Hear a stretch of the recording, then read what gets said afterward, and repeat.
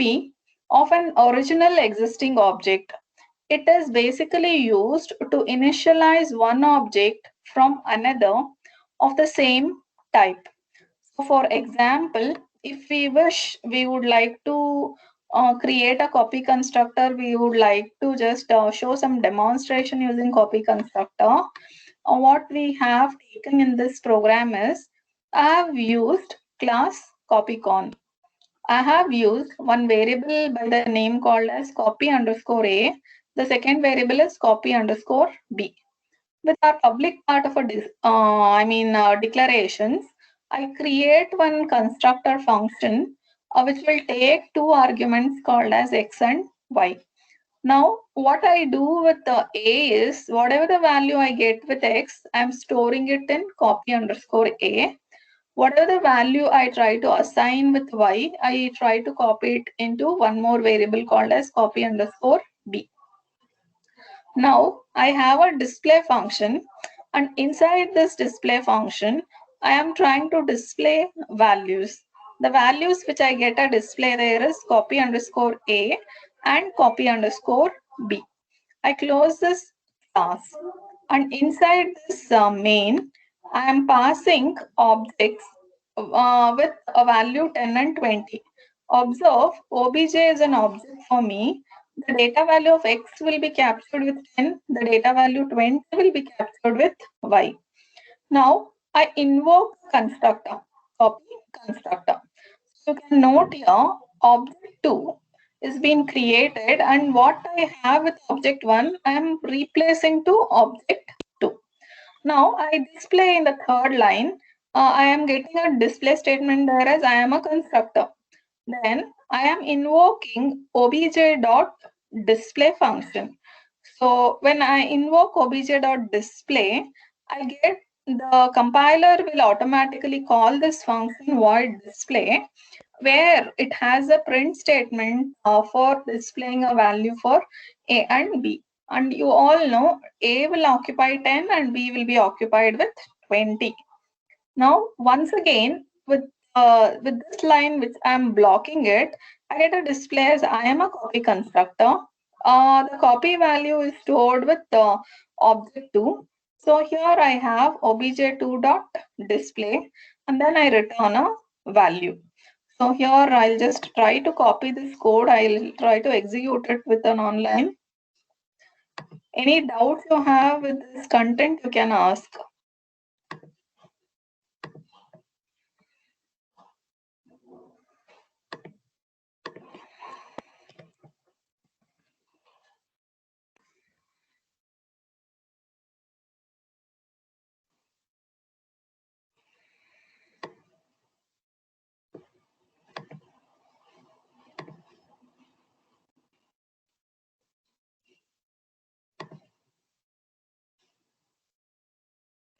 Yeah, note here. You're getting a value here is I am constructor. The values are 10 and 20. I'm a copy constructor. The values are 10 and 20. So now, if you have understood and followed this program, I want you to create one more object by the name called as obj3. And what is there in obj2, I want you to copy it and then finally display the value. What modifications I have to do to the program? Can anyone just think and tell me? It's a task for you people. The question is pretty simple.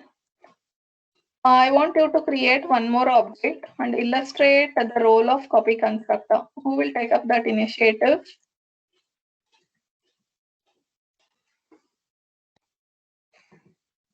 The participations in the class.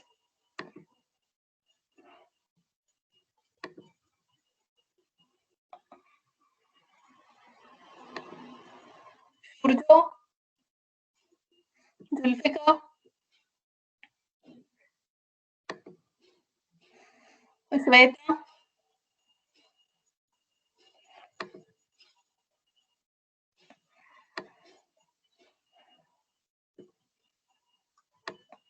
Rachita,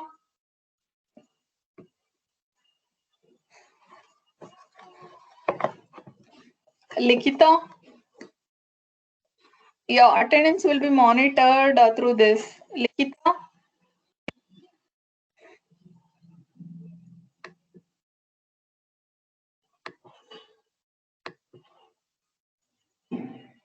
Sumit?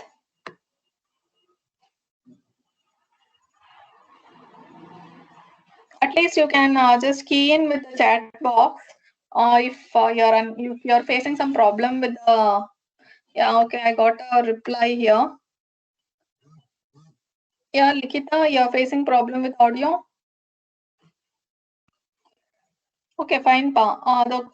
What are the modifications I have to do it if I wanted to create one more object and I wanted to illustrate the second copy constructor? That was the question.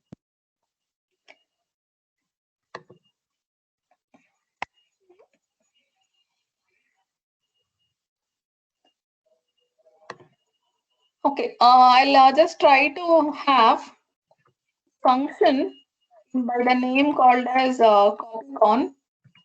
So I have copycon is a copy constructor function which is defined by me, and I am creating an object. Let me say O3 is an object for me. In O3, what am I putting is whatever is there with obj 2, what's in object 2, copying it into the object 3. Now I am displaying the value for the third object which is created. So I will give now I am still copied constructor or I am still copied. Now I will try to display O3 dot display. Please now you can predict what will be the output for this code. Anyone can predict the output for the code. In the conversation box if your mics are not working or something of that kind.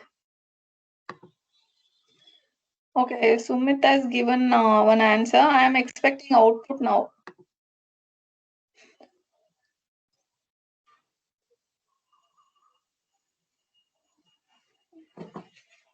What I had with the first two, no, same thing will be displayed, but in the third object, I get an extra statement which is displayed there as I am still copied, and I get a value there as 10 and 20.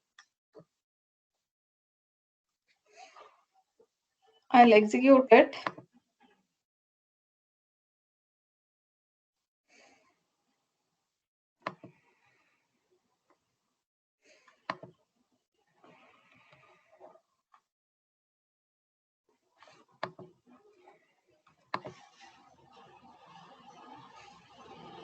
Okay, the compiler is taking some time.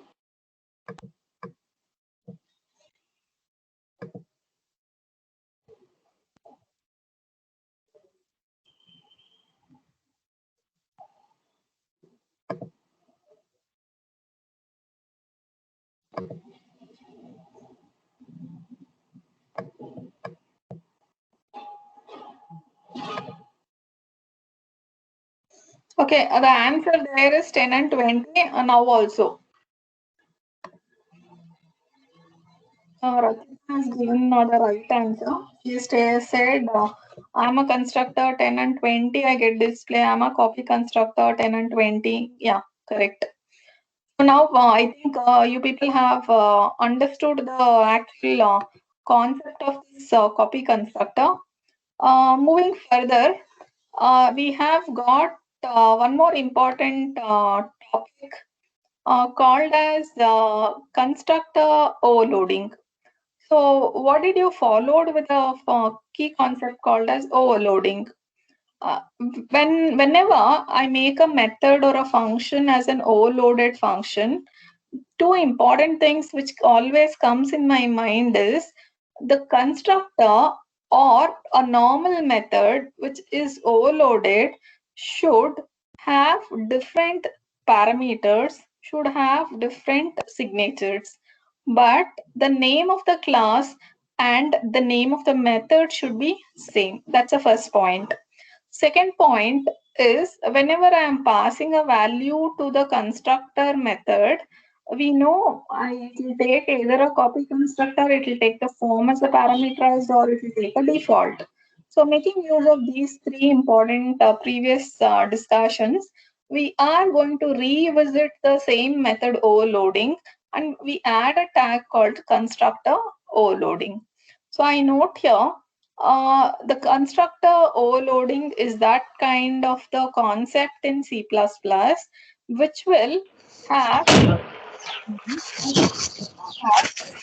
parameters which are associated with the function call. So now I define a class called as student. So inside this class called as student, I am taking two important data members called as register number or a roll number, which is of type integer. And I'm defining a name of the particular student with a variable called as name.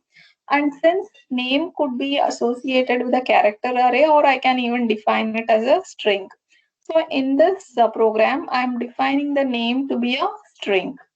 Now, these two important declarations, what I am doing it will be given with some kind of security. So I say like the data members have been declared with the private part of the declarations. So now I am defining the functions, and these functions are written with the help of the concept called as overloading, and we associate it's a constructor. So I say here, uh, I think uh, Shubhankar, just mute your हमको झाड़ू ले जा रहे हैं Shubhankar. Okay, fine. Here you just note I have the constructor function by the name called as student, and I have one variable declared inside that student called as x. So I am assigning a value of x to roll number. I'm assigning a value called as none to name. Now, I am having one more method by the name called as student. It's giving me the two argument function, and that is with a variable x, and I have a string. Now I'm assigning name with a new value called as string. I close this class. I'm trying to create an object. I'm trying to pass a value. So you can note, I make a call to the student class. I create an object, and an object is A.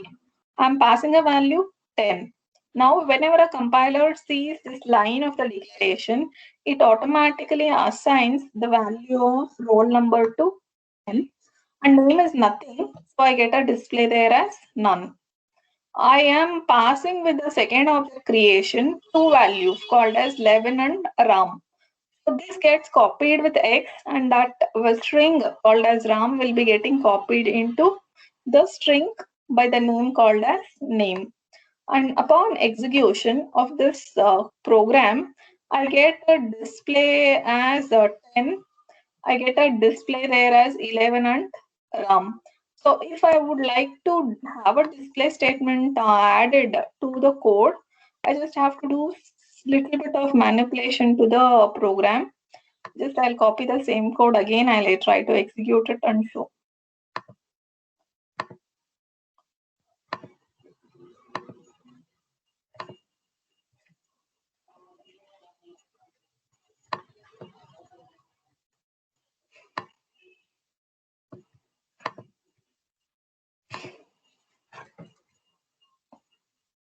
Yeah, it's a simple code.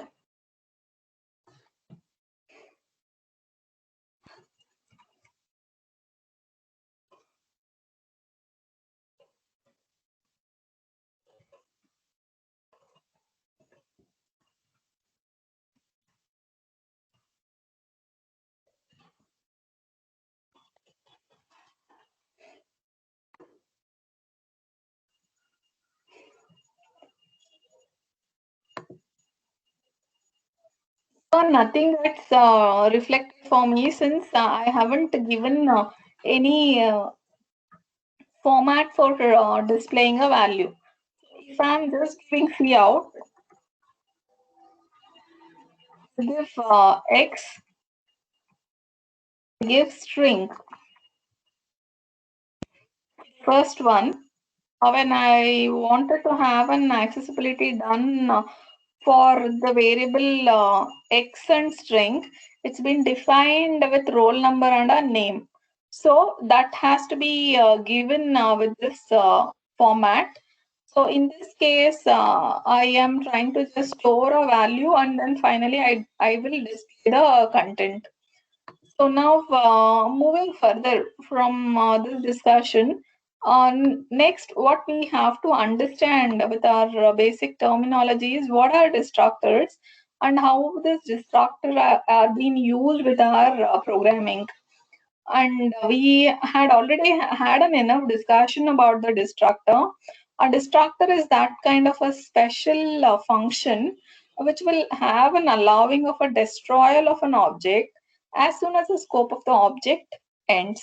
That means a distractor is called automatically by the compiler when the object goes out of the scope, and the distractor is same as that of the constructor, but the class name is used for the name of the destructor with a symbol called as a tilde symbol.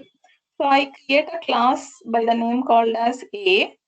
Then I'm trying to give the symbol called as tilde A.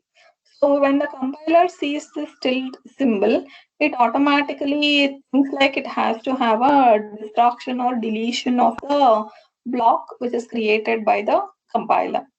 So here, to understand it, let us just take a class by the name called as A. I define one constructor method A. I am just giving one print statement called as constructor called. Immediately what I do is I write one more function called as constructor A. You can note here I am associating a symbol called as a tilde. And now I give one statement called as destructor called. So when I am executing the code, passing the value as for x as 1, I write some condition called as if the value is true, then constructor is called. Otherwise, we are trying to destroy the objects which are created by the system.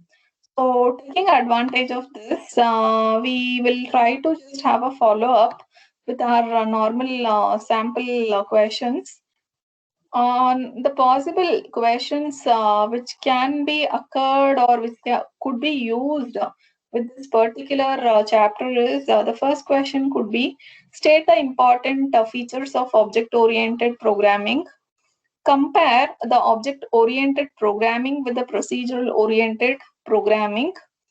That could be the first question. The second question is have a comparison between C and C++ with a related example. Write the general form of the function. Explain different argument passing techniques with related examples. The fourth question could be define function overloading. Write a C++ function or a program to define three overloaded functions to swap two integers, to swap two floats, to swap the double, and so on. Then on this fifth question, it's asked many number of times. It's just a writing of a program to overload the function called as area with three overloaded functions to find the area of a rectangle, area of a rectangular box, area of a circle. Then the sixth question could be explain the working of inline functions with example. Seventh could be write a recursive C++ program to find the factorial of a given number. Then the eighth question, probably it could be asked based on what is the scope resolution operator, how does it act or occurs with a program. Then it could be the listing of the characteristics for a constructor, implementing the constructor with one function. Then it can be with a listing of the various applications where we are applying this object-oriented programming, or the